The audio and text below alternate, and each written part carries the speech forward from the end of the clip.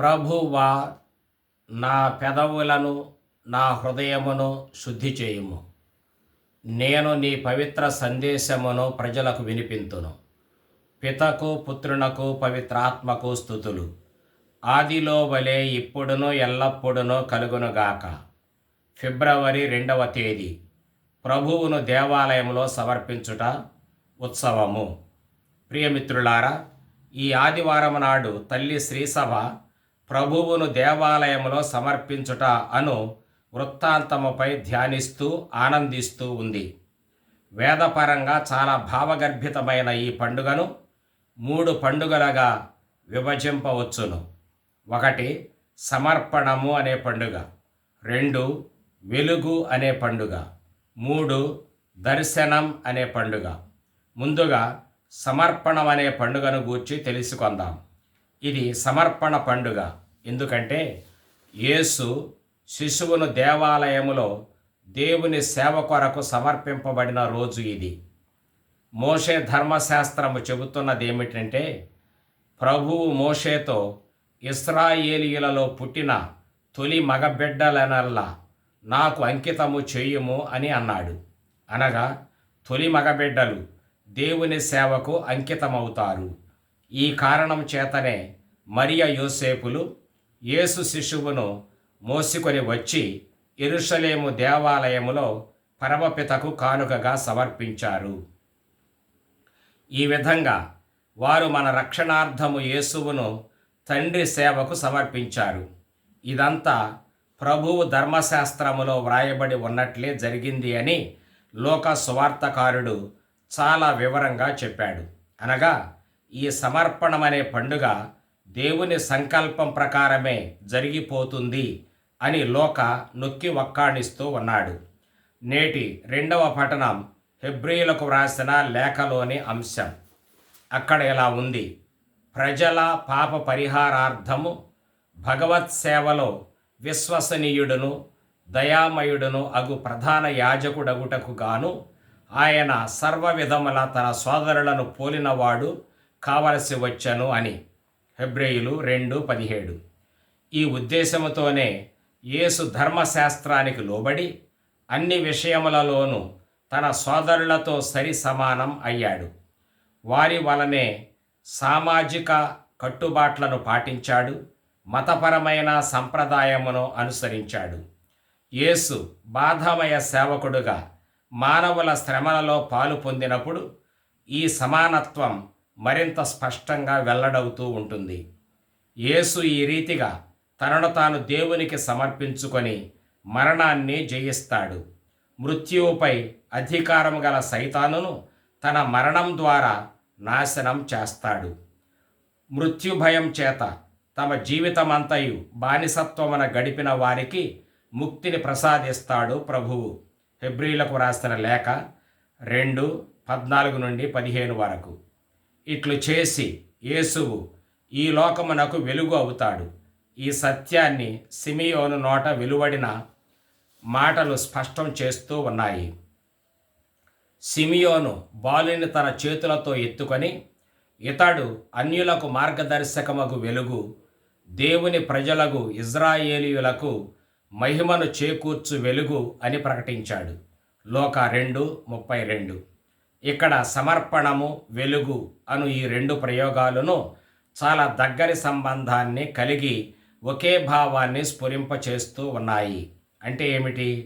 యేసువు ఈ ప్రపంచ రక్షణం కొరకు తనను తాను సమర్పించుకొన్నాడు కనుకనే ఆయన ఈ లోకమునకు వెలుగు అయ్యాడు. ఆయన తనను తాను సంపూర్తిగా సమర్పించుకొనటంలో పరిపూర్ణ ప్రేమను, ఔదార్యమును ప్రదర్శించాడు. కనుక ఆయన అర్పణం శిలువపై మరణమే. యేసువు తనను పంపిన తండ్రి మీదను తాను రక్షించదలచే సోదరులపైనను స్వచ్ఛందమైన ప్రేమతో ప్రాణాన్ని ధారపోశాడు. తన అపరిమితమైన ప్రేమను రుజువు చేస్తూ దోషరహితమైన దేవుని గొర్రెపిల్లగా బలి అయ్యాడు. ఈ ప్రేమపూరిత త్యాగమే ఈ లోకానికి వెలుగు అయ్యింది. ఈ వెలుగు సమస్త జనులను వెలుగుతో నింపి వారి జీవితాలను ప్రకాశింపచేస్తూ ఉంది. కావుననే యేసువు ఈ లోకమునకు వెలుగు అని మనం నిస్సంకోచంగా ప్రకటిస్తూ ఉన్నాం. యేసువును దేవాలయములో సమర్పించగానే పవిత్రాత్మ ప్రేరణముతో సిమియోను యేసువు యొక్క పాస్కా పరమరహస్యమును గూర్చి ఎలుగెత్తి చాటాడు. ఈ బాలుడు ఇశ్రాయేలీయులలో అనేకుల పతనమునకును ఉద్ధరింపునకును కారకుడు అగును. ఇతడు వివాదాస్పదమైన గురుతుగా నియమింపబడి ఉన్నాడు. అనేక మంది మనోగత భావాలను ఇతడు బయలుపరచును అని ప్రకటించాడు. ఆ పిమ్మట అతని తల్లి అయిన మరియమాతతో ఒక ఖడ్గము నీ హృదయమును దూసుకొని పోనున్నది అని ప్రవచించాడు. ఈ విధంగా రెండు విరుద్ధ భావాలను ఏకం చేసి మాట్లాడాడు సిమియోను. అవును, దీనికి కారణం లేకపోలేదు. యేసువు రక్షకుడిగా వచ్చాడు, సమస్త ప్రపంచానికి జీవం పోయటానికి వచ్చాడు. అయినా ఈ ప్రజల్లో కొందరు ఆయన సత్య సందేశాన్ని నిరాకరిస్తారు. ఆయన వినిపించే జీవన వాక్కులను తిరస్కరిస్తారు. ఆయన సొంత ప్రజలే ఆయనను గూర్చి ఒకరినొకరు విభేదిస్తారు. వాళ్ళల్లో వాళ్ళకే తీవ్రమైన చీలికలు ఏర్పడతాయి. తమ ప్రజల్లోనే ఇలాంటి విభేదాలు, సంఘర్షణలు ఏర్పడటం చూచి ఆయన తల్లి వ్యత చెందింది. తమ ప్రజలే తన కుమారుని శిలువపై క్రూరంగా చంపటం కన్నులారా చూచినప్పుడు ఆయన కఠోర శ్రమలలో పాలు పొందిన మాత తల్లడిల్లిపోయింది. సిమియోను ప్రవచనం ప్రకారం వ్యాకులమనే ఖడ్గం ఆమె మాతృహృదయాన్ని దూసుకొనిపోయింది. ఇక్కడ లూకా సువార్తకారుడు మన దృష్టిని పాస్కా పరమరహస్యం మీదికి మళ్లిస్తున్నాడనేది స్పష్టం. ఇప్పుడు శిశువుగా ఆలయంలో సమర్పింపబడిన ఈ యేసువు పెద్దవాడై ఈ లోక ప్రజల రక్షణం కొరకు మరణాన్ని ఎదిరిస్తాడు, చెడుగును ఛేదిస్తాడు, వాటిని నాశనం చేసి పరలోకపు తండ్రి ప్రణాళికను చిత్తశుద్ధితో పరిపూర్తి చేస్తాడు. అనగా యేసును దేవాలయములో సమర్పించటం అనేది మానవ రక్షణము కొరకు యేసు చేపట్టనున్న ఉద్యమానికి నాంది ప్రస్తావనంగా ఉంది. ఈ ఆలయములో సమర్పణం, శిలువలో మరణం రెండూనూ పరస్పర సూచకాలుగా ఉన్నాయి. యేసు తన ఆలయ సమర్పణాన్ని తన ప్రాణార్పణముగా మార్చివేయటానికి కారణమేమిటో మనం గుర్తించాలి. యోహాను సువార్తకారుడు చెప్పినట్లు యేసువు ఈ లోకములో ఉన్న తన వారిని ప్రేమించను, వారిని చివరి వరకు ప్రేమించను అని. యోహాను 13:1. ఈ ప్రేమ వలననే ఆయన ప్రాణత్యాగానికి పూర్తిగా సిద్ధపడి హృదయపూర్వకంగా బలిని సమర్పించాడు. తన రక్తాన్ని వారికి పాప పరిహారం కోరి ఉదారంగా ధారపోశాడు. యేసువు కూడా ఒక సందర్భంలో శిలువ మరణానికి తాను సిద్ధపడి ఉన్నట్లును, ఈ మరణాన్ని ఎదుర్కొనటానికే తాను వచ్చినట్లును బాహాటంగా తెలియచేశాడు. నా తండ్రి నన్ను ప్రేమించును, ఏలయనా నా ప్రాణమును మరలా పొందుటకై ధారబోయుదును అని వెల్లడించాడు. యోహాను 10:17. అనగా యేసు పొందనున్న శిలువ మరణం తండ్రి మీద తనకు ఉన్న ప్రేమకు తిరుగులేని రుజువుగా నిలుస్తుంది. ఈ విధంగా యేసుని సమర్పణం అనేది దేవుని ప్రేమ పరమరహస్యం. దేవుని వెలుగు పరమరహస్యం కూడా ఇదే. క్రీస్తు ప్రేమే క్రీస్తుని వెలుగు అనేది ఇక్కడ ఫలితార్థం. ఇలా ప్రేమ అయిన వెలుగు కల్వరి కొండ మీద శిలువ అనేడు దీపస్తంభము మీద పైకెత్తబడి ప్రకాశిస్తూ సమస్త ప్రపంచాన్ని వెలుగిస్తూ ఉంటుంది, అందరిని వెలుగుతో నింపుతుంది. ప్రేమ అనేడు వెలుగైన క్రీస్తు శిలువ మీద పైకెత్తబడి సకల మానవుల దృష్టిని ఆకర్షిస్తాడు. శక్తివంతమైన తన వెలుగుతో అపారమైన తన ప్రేమను ప్రత్యక్షపరుస్తాడు. యేసుని దేవాలయంలో సమర్పణం దైవ దర్శనం పండుగ అని కూడా ఆరంభంలో చెప్పుకున్నాం కదా. ఇక ఇప్పుడు ఆ విషయాన్ని కూడా పరిశీలించుదాం. మరియ యోసేపులు యేసు శిశువును దేవాలయంలో సమర్పించిన వేళ ఇద్దరు వ్యక్తులకు చాలా అర్థవంతమైన దైవ దర్శనం లభించింది. ఆ ఇద్దరు అత్యంత వృద్ధులు. వారిలో ఒకరేమో సిమియోను, రెండవ వ్యక్తి ఏమో అన్నమ్మ. ఈ ఉభయులకు దైవ దర్శనం సిద్ధించింది. ఈ ఇద్దరును పవిత్రాత్మ ప్రేరణం ద్వారా ఆలయములో ప్రవేశించారు, దైవ దర్శనాన్ని పొందగలిగారు. కనుకనే దీనిని దైవ దర్శనం పండుగ అని కూడా పిలుస్తూ ఉన్నాం. ఈ దర్శనం కొరకు సిమియోను చాలా కాలంగా ఎదురు చూస్తూ వచ్చాడు. ఈయన నీతిమంతుడు, దైవభక్తుడు. ఇశ్రాయేలు ప్రజల రక్షణం చూడాలనే ఆశతోనూ ఆశయంతోనూ ఆతురతతోనూ ఎదురు చూస్తున్న మహావిశ్వాసి, ఆశావాది. అతడు మహావృద్ధుడై ఉండి కూడా దేవుడు వాగ్దానము ప్రకారం దైవ ప్రజలైన ఇశ్రాయేలీయులకు ఏర్పాటు చేసిన వాదార్పును, విమోచనాన్ని, రక్షణమును కన్నులారా చూడాలని గంపెడంత ఆశతో నిరీక్షించిన వ్యక్తి ఇతడు. సిమియోను పవిత్రాత్మకు వశవర్తి అయిన భక్తుడు కావున ప్రభుని మెస్సియాను అనగా క్రీస్తును చూచు వరకు అతడు మృతి చెందడని అతనికి పవిత్రాత్మ తెలియచేశాడు. లోక 2:26. ఈ కారణం చేతనే అతడు పవిత్రాత్మ ప్రేరణం వలన సముచితమైన సమయానికి దేవాలయానికి వచ్చాడు. అందువలన ప్రభుని మెస్సియాను తన చేతుల్లో ఎత్తి పట్టుకునే అదృష్టానికి నోచుకొన్నాడు. ఆయనే బాలుడైన యేసువు. ఆ బాలుని తన హస్తాలలోనికి తీసుకొని దేవుణ్ణి స్తుతించాడు సిమియోను. మెస్సియాను కనుగొనినందుకు దేవుణ్ణి కీర్తించాడు. దైవాభిషిక్తుడగు క్రీస్తును చూచినందుకు తన జీవితం ధన్యమైందని చెబుతూ సిమియోను దేవునితో ఇట్లు సంభాషించాడు. ప్రభూ, నీ మాట ప్రకారం ఈ దాసుని ఇక సమాధానంతో నిష్క్రమింపనిమ్ము అని అన్నాడు. లోక 2:29. అనగా సిమియోను ఇంతకంటేనూ ఎక్కువ కాలం బ్రతుకుదలంచలేదు. తనువును చాలించటానికి అతడు సిద్ధపడి ఉన్నాడు. ఈ జీవితాన్ని చాలించి ఈ ప్రపంచాన్ని విడిచిపెట్టడానికి సన్నద్ధమై ఉన్నాడు. మెస్సియాను చూచేటంత భాగ్యాన్ని మించిన మరొక గొప్ప భాగ్యం ఏముంటుంది? అందువలన సిమియోను మెస్సియాను చూడగానే జీవితం సాఫల్యమైందని గుర్తించాడు. కృతజ్ఞతతో దేవుని చేతుల్లో తన ప్రాణాన్ని వీడిపోవాలని కోరుకొన్నాడు. ఆయన మాటల్లోనే చెప్పాలంటే, ప్రభు, ప్రజలందరి ఎదుట నీవు ఏర్పరిచిన రక్షణమును నా కన్నులు గాంచాయి. ఇది అన్యులకు మార్గదర్శకమగు వెలుగు. నీ ప్రజలకు ఇశ్రాయేలీయులకు మహిమను చేకూర్చు వెలుగు అని అన్నాడు. లోక 2:30-32 వరకు. సిమియోను మాత్రమే కాదు, మహావృద్ధురాలైన అన్నమ్మ కూడా ఇశ్రాయేలీయుల రక్షణాన్ని చూడాలని అత్యంత ఆశతో దీర్ఘకాలం నిరీక్షించిన ప్రవక్త్రి. తన సమయమంతా దేవుని ఆలయాన్ని అంటిపెట్టుకొని ఉంటూ ఉపవాసం, ప్రార్థనం చేస్తూ రేయింబవళ్ళు దేవుని సేవలో గడిపింది అని సువార్తకారుడు పేర్కొన్నాడు. లోక 2:37. విశ్వాసపూరితమైన ఈ సుదీర్ఘ ప్రయాణం బాలుడైన యేసు దర్శనముతో మహా అద్భుతంగా ముగిసింది. ఇది ఆమెకు మహా ఆనందదాయకమైన దైవానుభూతి. ఈ పరమానందాన్ని తనలో దాచి ఉంచలేక అక్కడకు వచ్చిన వారందరితోనూ అన్నమ్మ ఈ బాలుని గూర్చి సంభాషించింది.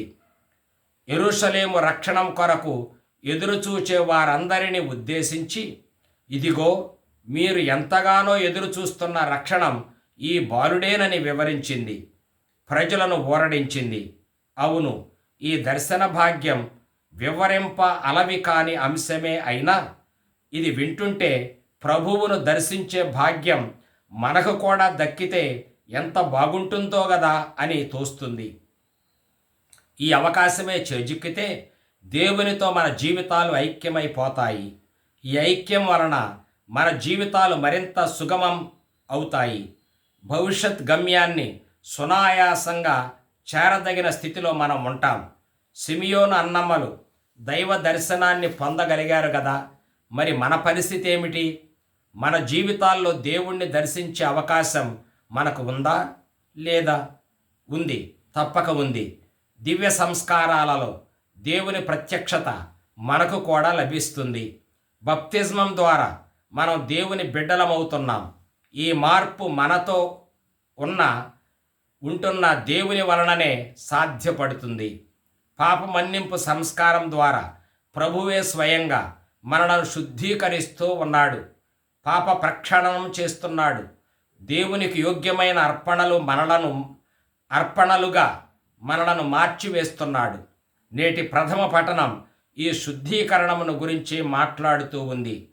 మీరు ఎదురు చూస్తున్న ప్రభువు దిడీలున దేవాలయానికి వస్తాడు. అతడు వచ్చి యాజకులను శుద్ధి చేస్తాడు.